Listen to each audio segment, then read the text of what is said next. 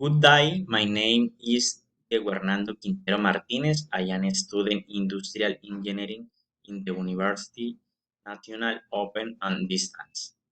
I dare to know the relative diversification strategy in the Diamond supermarket. General definition. Relative diversification occurs when the objective is define products or services that are related to each other because they are similar or share something at technological, productive, or commercial each level. Consider the Diamond Supermarket strategy.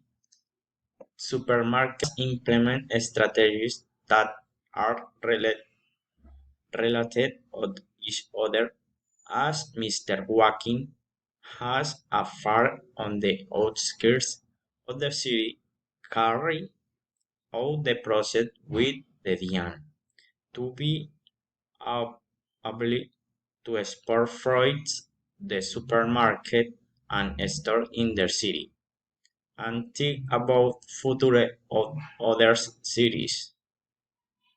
Thank you very much.